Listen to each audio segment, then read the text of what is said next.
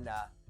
Out there, I don't know if you ever attended my classes before, but my name's Pat Garverick. I definitely have a different teaching style. I'm starting my 30th year of seminars, so it's hard to believe I've been doing it this long here. It's gone by pretty quick, and I am getting old. My kids keep telling me that.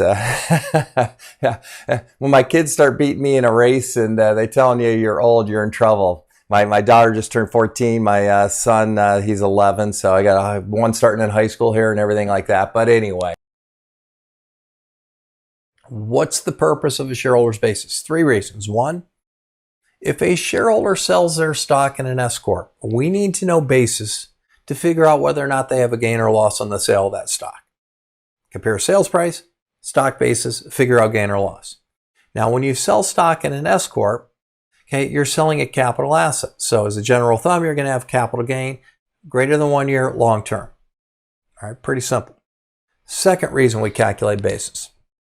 If you get a distribution from the S Corp, that distribution comes out tax-free up to stock basis. Any excess amount gets treated as a capital gain. Okay, so that's what I pointed out to you earlier. Okay, we're trying to figure out what distribution amount is coming from the S corporation to come out tax-free up to stock basis, excess treated as capital gain. So that's the second reason for distributions. Third reason we're calculating basis.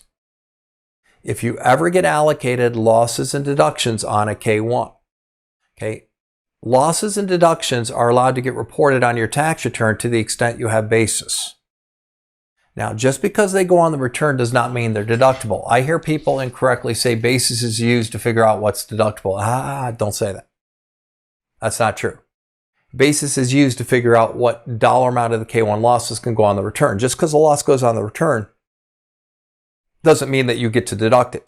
You got to look at the character of that loss and then take a look at the loss provisions that apply to that particular type of loss. Okay. Now, to ultimately get to deduct these losses, okay, you have to go through 3 loss limitations. Now, over the last few years, I've been actually adding a 4th limitation. I'll explain that in a second. It was kind of funny. I was at the Irish website the other day. They have now added the 4th limitation that I've been talking about for a while. So let's say that the S corporation shareholder has a stock basis of $65,000. Let's say that they loan the S corporation $15,000. So between the stock, between the debt, they have a basis of $80,000. Well, of the $100,000 loss, the most you can put on the return is $80,000. Up to stock basis first, debt basis second. That's the reason we're calculating this. So what would happen is this loss would get reported up to the stock basis, pulling it down to 0. It would then get reported up to the debt basis, pulling it to 0. And you would now have $80,000 going on the tax return. Now, it doesn't mean it's deductible. What I mean by that is the $100,000 could have been a capital loss. Well, the maximum capital loss you can put on your return is $80,000. If that $80,000 goes to Schedule D and you don't have any capital gains, you're only going to get $3,000 of it this year. $77,000 will carry forward because of the capital loss rules. So the basis is used to figure out the K1 dollar amount that can actually go on the return, not what's actually deductible. Okay, so that's why we're allocating this information down to the owner, so they can figure out how much of that K1 loss can go on the return. It's the shareholder's responsibility to do this calculation. Now, any losses that exceed basis are suspended. They will retain their character and they get treated as if they're incurred the next year.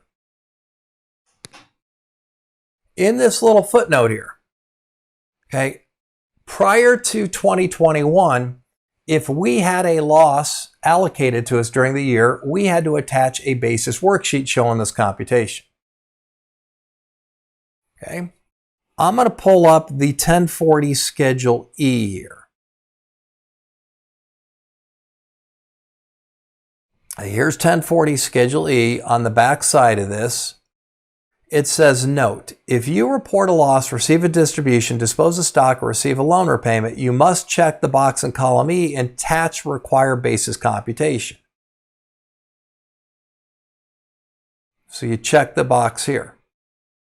Now, we have been required to attach a basis computation for a while. Here's the problem.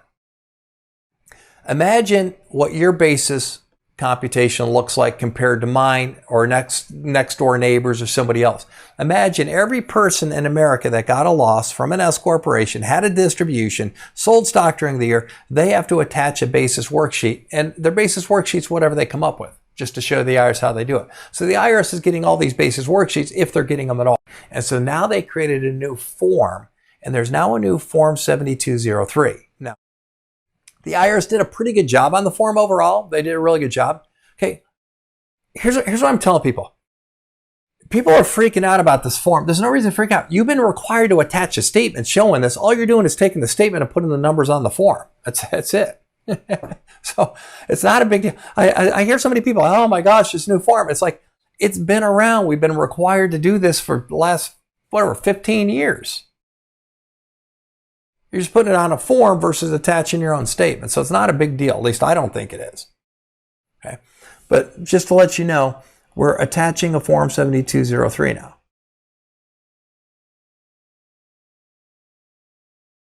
Okay. This is all done by the shareholder. This has nothing to do with whoever's preparing the S Corp return. Whoever prepares the S Corp return gives the shareholder all the information for them to fill this out. There is a second limitation that usually does not come into play with S Corp shareholders, but it can, called the at-risk rules. If you are not at risk for your entire basis, you attach a Form 6198. What the at-risk rules are doing is potentially limiting the loss that was allowed to go on the return. Well, the loss that was allowed on the return is 80. Once you get past the at-risk rules, now you look at the character of the $65,000 at the 1040 level. What is the makeup of that $65,000?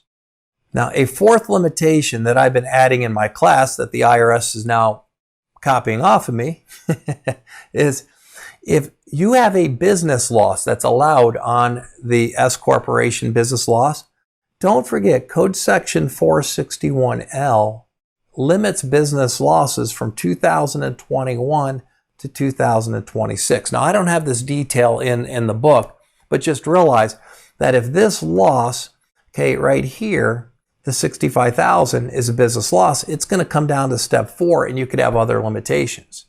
Well, what they do at the 1040 level is they take your total business losses, the sum of the business losses, and they limit it.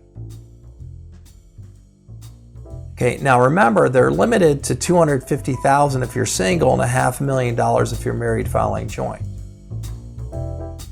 Now that $250,000 and $500,000 is adjusted for inflation rate.